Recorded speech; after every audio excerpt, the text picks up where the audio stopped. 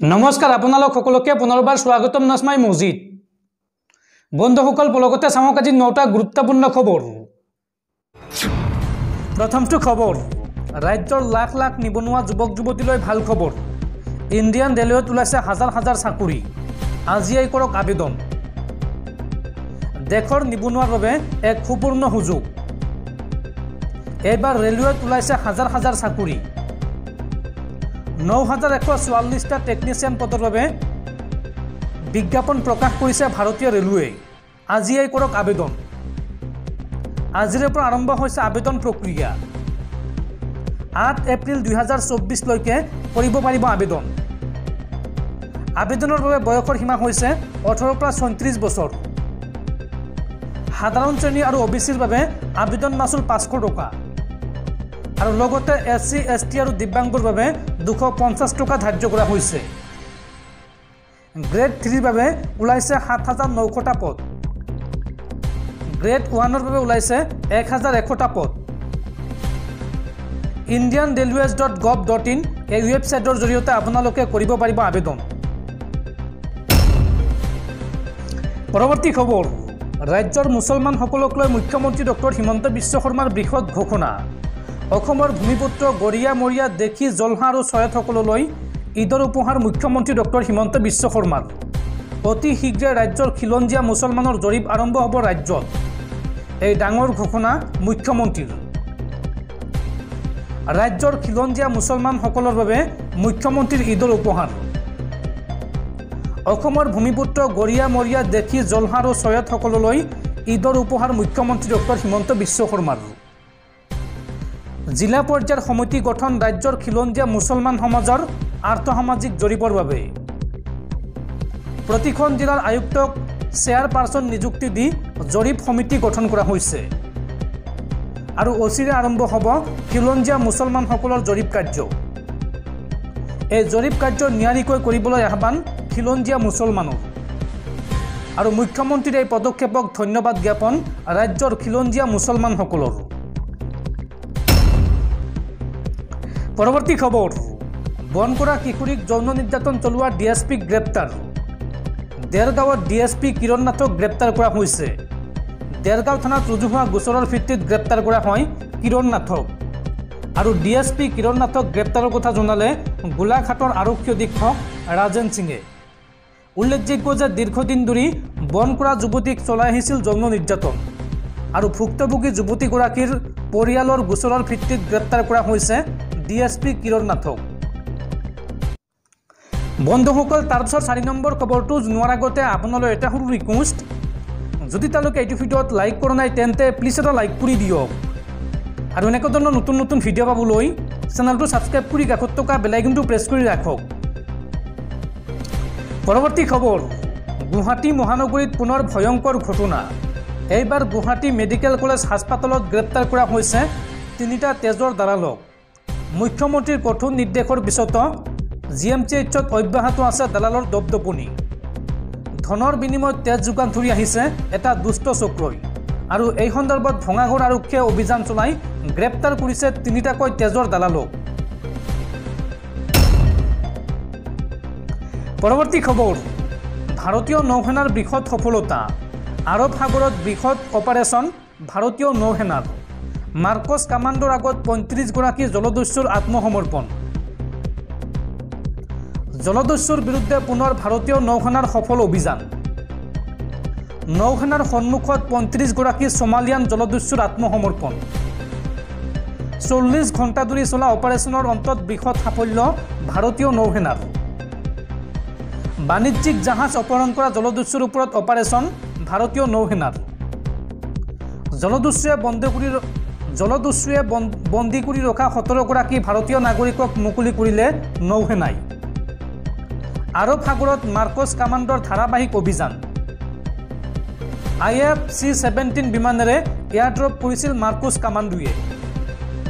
আৰু অপহৃত জাহাজ থকা স্থানত এয়াৰড্ৰপ কৰি চলাইছিল অপাৰেশ্যন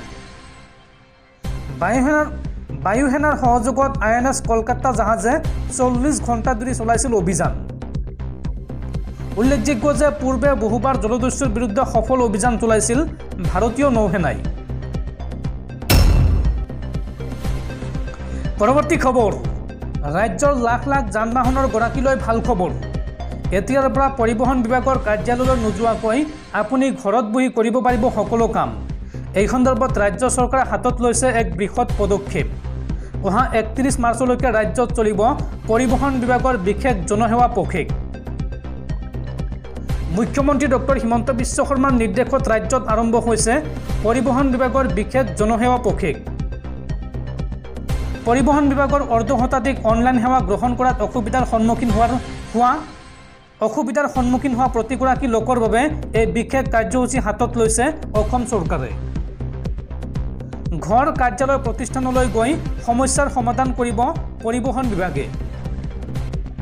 15 মাৰ্চৰ পৰা 31 মাৰ্চলৈকে ৰাজ্যত চলিব পৰিবহণ বিভাগৰ বিশেষ জনসেৱা পখেক পুৱা 9:30 পৰা বিয়লি 5 বজালৈকে লাভ কৰিব এই সুবিধা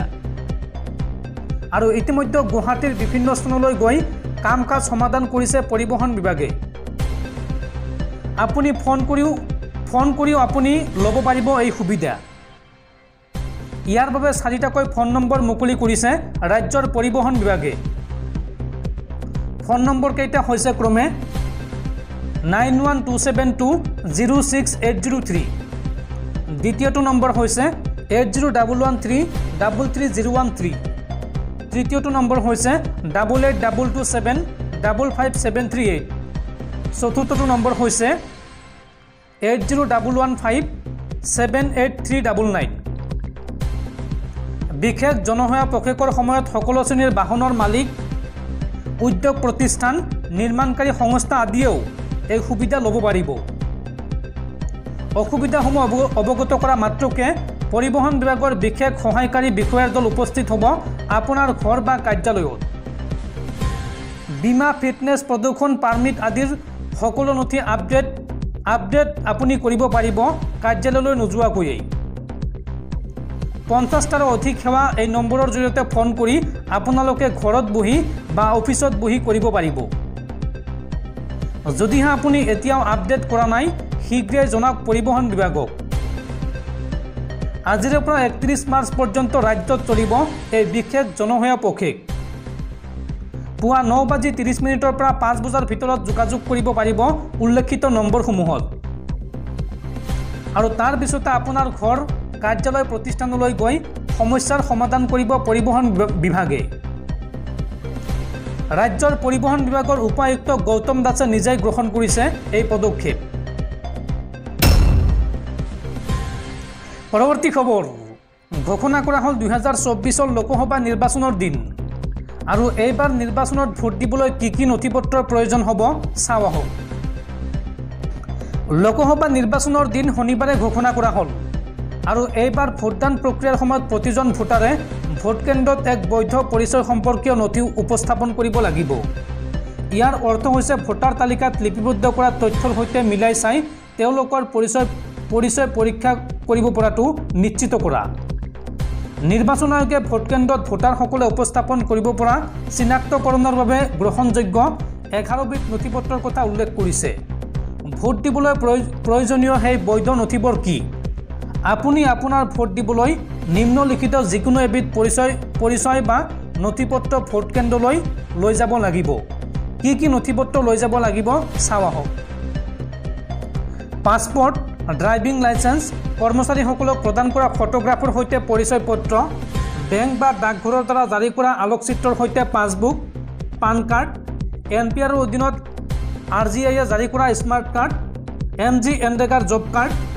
শ্ৰম মন্ত্ৰালয়ৰ আঁচনিৰ অধীনত জাৰি কৰা স্বাস্থ্য বীমা স্মাৰ্ট কাৰ্ড ফটোগ্ৰাফৰ সৈতে পেঞ্চনৰ নথি আধাৰ কাৰ্ড সামাজিক ন্যায় আৰু সশক্তিকৰণ মন্ত্ৰালয়ৰ দ্বাৰা জাৰি কৰা বিকলাংগতা আইডি এই নথিসমূহৰ যিকোনো এটা নথি আপোনালোকে ভোট কেন্দ্ৰত লৈ গ'লেই ভোটাধিকাৰ সাব্যস্ত কৰিব পাৰিব